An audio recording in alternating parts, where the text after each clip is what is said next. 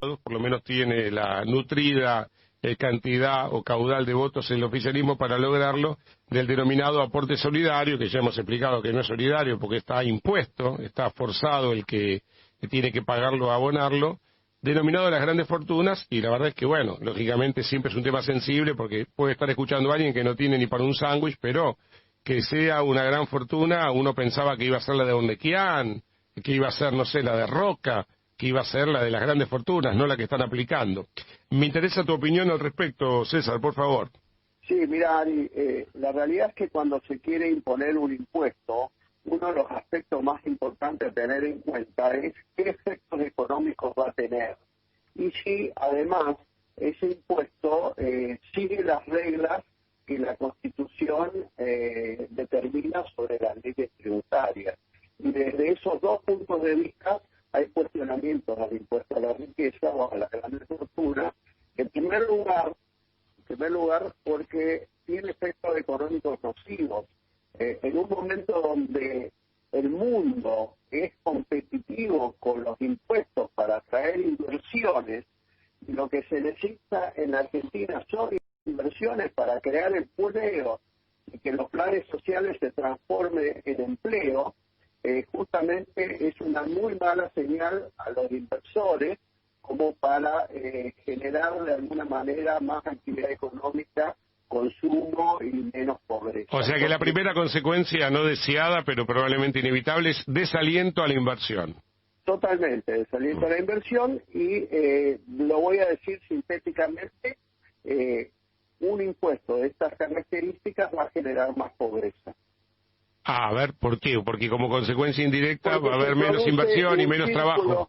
Porque se produce un círculo vicioso, Ari. Impuestos excesivos generan una desmotivación a la inversión, menos empleo, menos actividad económica, menos consumo, más pobreza, y esa mayor pobreza genera más planes sociales, más gastos públicos, y el círculo es vicioso. Después van más impuestos excesivos. Como no alcanza el dinero, se intenta cobrar más. Entonces, además, recientemente ya tuvimos que bienes personales pasó de 0,25 a 1,25 para bienes en la Argentina y a 2,25 para bienes en el exterior. O sea que ahora es llovido sobre mojado. Sí, desde el punto de vista constitucional, que es el segundo tema, lo que vemos es que afecta garantías que tienen los contribuyentes y que debe respetar cualquier ley tributaria. Primero va a haber una doble imposición con bienes personales, porque grava lo mismo, o sea, el patrimonio a una determinada fecha va a gravar esto, y esto es una doble imposición. En segundo lugar, es muy probable que la suma de los dos tributos, bienes personales más grandes fortunas, genere una confiscatoriedad del impuesto. ¿Qué es un impuesto confiscatorio? Cuando absorbe una gran parte de la renta.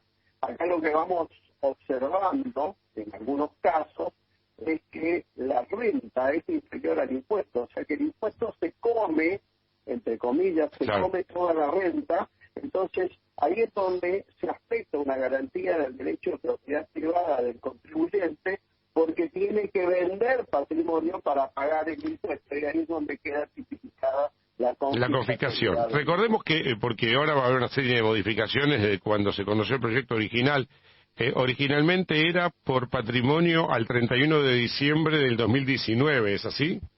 Es así, el proyecto original era patrimonio del 31 de diciembre de 2019, en la Comisión de Presupuesto de Hacienda, en el dictamen, se ha introducido un cambio muy importante, que es el corte, la medición del patrimonio es a la fecha de vigencia de la ley. Vamos a suponer que la ley salga en diciembre del 2020, ¿no? Sí. Ahí tenemos una situación para establecer quién paga y quién no paga, que tiene en cuenta para aquello que se posee en el extranjero, que es el dólar. Es cierto, es el dólar oficial. Pero el dólar oficial en diciembre, más o menos del año pasado, ¿a cuánto estaba? 59,60. Y ahora está en 85, más o menos. Más o menos está en 85 y quién sabe cuánto va a estar Claro. cuando esté vigente esta ley. Entonces, Con lo cual, ahí tenemos otro tema, porque en su momento pagaba a alguien con un patrimonio de por lo menos 3 millones de dólares, y ahora ya es menos de 3 millones de dólares, sí, ¿no? ahora son mínimamente 2.300.000, Claro. ¿sí? Y eso genera que más gente va a entrar, Claro. y también va a ser más caro, porque no es lo mismo medir la tenencia de moneda extranjera a 59 que a 85. O sea que la base la base imponible se amplía, a lo mejor van a ser más de 9.000 que calcularon originalmente. Sí, yo creo que ese cálculo no es cierto, yo creo que son muchos más. Para ser muchos más. ¿Y los 305.000 millones de pesos que aproximadamente recaudarían es cierto o es una ilusión o es una falacia? Yo creo que es una ilusión porque mucha gente va a hacer valer sus derechos constitucionales. Ajá. O Y sea, va a judicializar. como se conoce hasta ahora el proyecto es inconstitucional. Hay razones para decir no pago y recurro a la justicia. Exactamente, porque hay derechos que afectan lo que es este impuesto, que es inconstitucional y afecta el derecho a propiedad, la doble imposición y en algunos casos también la retroactividad. ¿Y qué se pudo haber hecho? ¿Se pudo haber sido más creativo? ¿Le pudieron haber dado a la gente que realmente tenga esta liquidez? Porque hay uno de los que van a entrar que sí, tal vez tengan una empresa y tienen un departamento y tienen un buen auto y ya entran y no tienen liquidez. Entonces hay que salir en un país donde realizar, por lo menos lo que uno tiene en la Argentina es muy difícil, vender lo que uno tiene, que además es una locura que haya que vender lo que uno tiene cuando ya viene pagando impuestos. Bueno, esto va a implicar que más de uno entonces se ajuste a que no quiera pagar porque no corresponde pagarlo. Esto es un dato muy importante, Ari, porque la realidad es que tiene, vamos a decirlo de esta forma, dinero como para, sobre su patrimonio, como para pagar el impuesto. La realidad es que gran parte de los que superan este mínimo lo tienen todo invertido, por lo cual van a tener que salir a vender.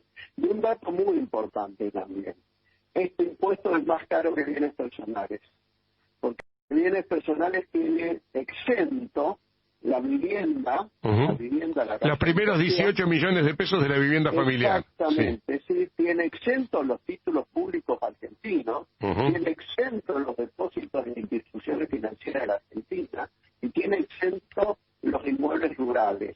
Todo eso va a estar grabado. El impuesto a la riqueza. Mucho más caro, claro, va a ser mucho más caro que bienes personales. Y hace el caso, el que invirtió en títulos públicos a 100 y hoy ese título público vale está 40.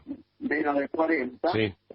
Además de perder 60, va a tener que pagar el impuesto. Esto es una locura absoluta y hay que detenerse en esto. O sea, es gente que le prestó dinero a la Argentina no le pagó, el bono que costaba 100 ahora vale 40 y encima va a tener que pagar impuestos sobre esto.